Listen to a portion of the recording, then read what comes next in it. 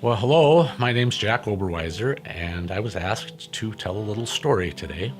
that involves an experience I had with a family and a special needs boy and the wonderful people of Narrate Church. So last fall, I took a job as a caretaker for a young man who needed quite a bit of help, was wheelchair bound, needed help dressing himself, feeding himself, and getting from his house out onto the school bus in the morning.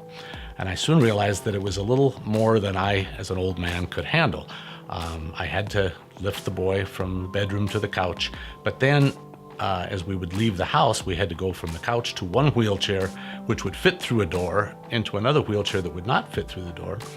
And it involved quite a bit of lifting and quite a bit of moving. And when I wasn't around to do this, the boy's mother was busy taking care of her son, and she was 8 months pregnant, and it was very difficult for her to lift and to do the things that this young man needed. One morning, after a usual morning of helping this boy, I was at home icing my forearms because I was an old man and I was having a tough time lifting this boy, and I was feeling sorry for myself and wondering what we could do to possibly help this young man in a better situation when my phone buzzed, and here was a text from Adam at Narrate saying, "Jack, do you know of anybody that might be able to use some little project that would make their lives better, something that we could possibly help with?" And I immediately thought, wow, wheelchair ramp would be so cool. And I mentioned this to Adam, and within a week, he had a crew come out, look at the house, decide that they could in fact put a wheelchair ramp in, which would eliminate the need for two wheelchairs. In addition to the wheelchair ramp, there were these huge mud holes all over the place that even when the school bus came up, it was very difficult to maneuver. You kind of had to go four-wheeling with the wheelchair just to get to the bus. The Narrate crew looked at these mud holes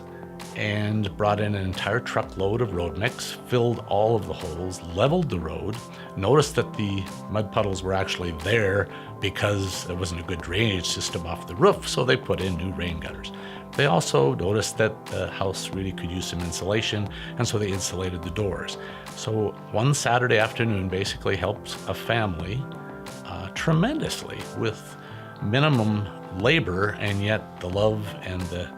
caring that went into it was priceless. So that's my experience with the original Hodge Podge event with Narrate, and I would just encourage all of us to kind of be on the lookout for other possible things that we could do along those lines with our neighbors, with our friends, with the elderly in our community, with families with lots of kids, folks with few resources, things that we could just kind of get involved in. I'm really excited to see what the next Hodge Podge event is going to look like, and I've already got plans for one family I know that needs a new porch. So thanks for having me here.